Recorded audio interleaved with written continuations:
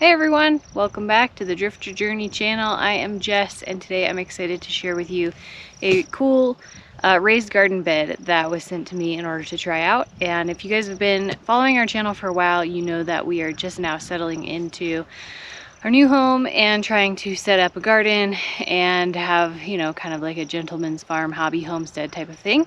So we will be needing lots of structures like this, and I'm excited to try it out. So if you guys want to shop through the links in the description, you can find this product and a few other awesome ideas.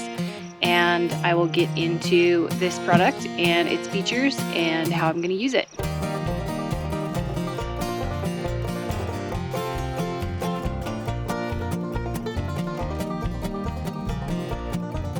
Okay, so first things first, this is the Snugniture 9-in-1 Modular Raised Garden Bed.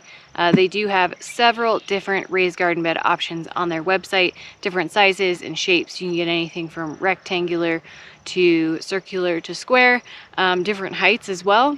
The 9-in-1 is awesome because it's the tallest one. So we have really tall grass here out on our property, and I'm not necessarily sure that I will be like putting gravel pathways and stuff in between my beds. So I wanted something tall enough that wouldn't get totally suffocated by the grass in the late season. And the other reason is that this one is completely modular, as that's why it's called 9-in-1, is it actually can be made into 9 different shapes. So the assembly should be pretty simple. I'm gonna open it up and see how it goes.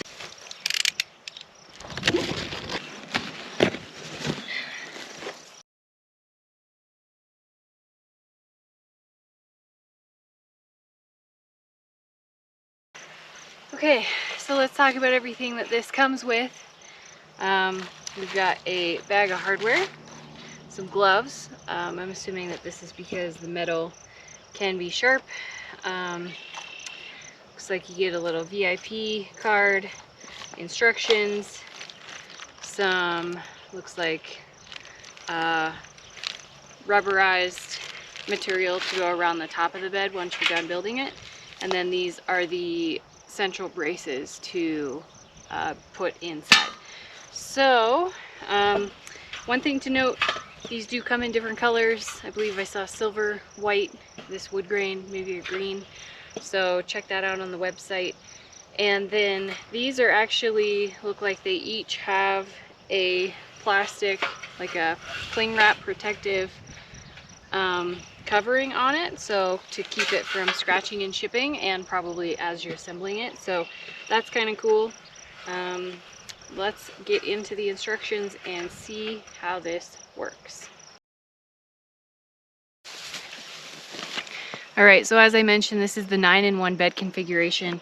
On the assembly instructions, it does show you the different configurations that you can create with this setup. And it also tells you like the number of cubic feet that you get from each one. So technically, if you build it the long and skinny way, the way that the assembly instructions show you, you're getting 23 cubic feet of gardening space. That is obviously the easiest to garden, since you can literally walk around the whole thing and reach every item in your bed. But you get the most cubic feet if you build it in a 5x5 square. That has 35 cubic feet.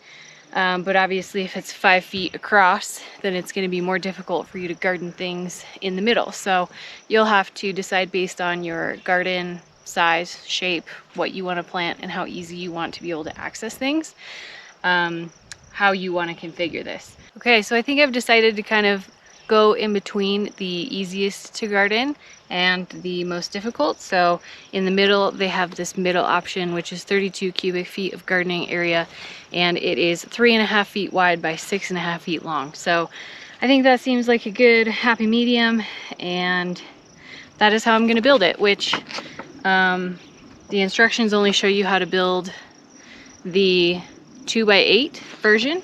So this might be a little bit of guesswork and configuring on my end.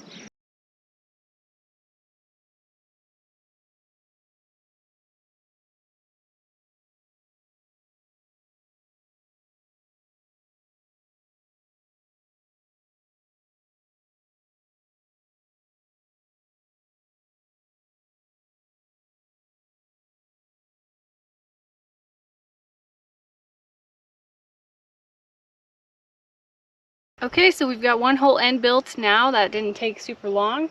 I would recommend building this on a level surface because it allows for the holes to line up much easier.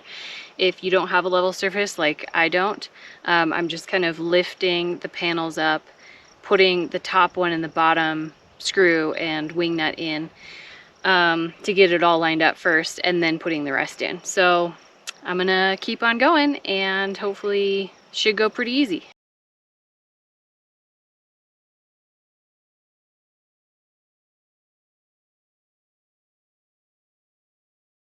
Okay, before I get too far, I do want to address these cross braces.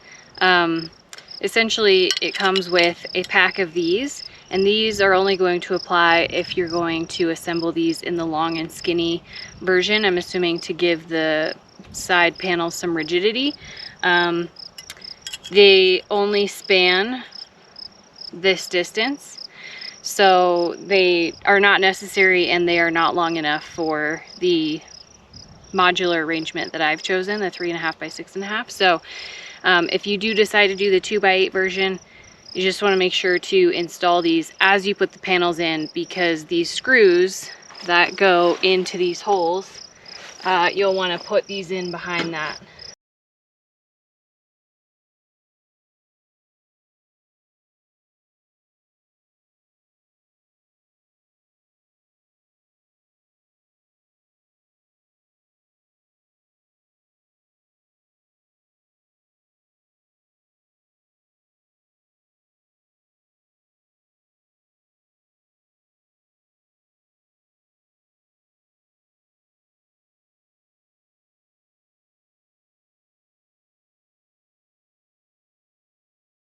And the final step of assembly is putting this rubberized edging all along the top edge of our raised garden bed. So I'm just going to start in the middle on the end here. A couple things to note that I figured out through assembly is the instructions are very simple and easy to follow. And one of the easiest things to do is just to assemble this on a flat level surface. That makes lining up the holes a lot easier. As you're lining up the holes, do the top and the bottom one first, and then that makes the rest of them fall into place very easily. Before you even start assembly, make sure to take all of the shrink film off of each panel, because these panels overlap. If you don't take the shrink film off, you're not going to be able to get all of it off. The stuff that's in between is going to stay stuck in there. And you really should wear the gloves that they provide. These are sharp metal panels. I didn't cut myself, it was fine, but just something to be aware of.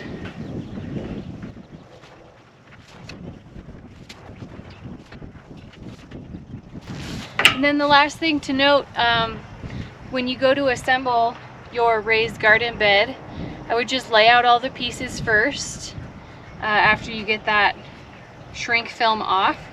And you want to make sure you have the rolled edge of the metal up. So this, you can see this brown edge, that's the rolled edge. The bottom is a sharper edge, and obviously that just sits on the ground, so it doesn't necessarily matter, but just make sure you have all of your pieces oriented in the right way before you assemble. So this 9-in-1 configuration comes with 8 side panels and 4 corner panels. If you choose to do some of the smaller shapes, then you won't use all of them and you'll have some extra. But this configuration does use every single panel, and the rubberized edging is it's just a little bit extra, so I can cut that extra down and make that flush there when I'm ready. Overall, the construction is really solid, so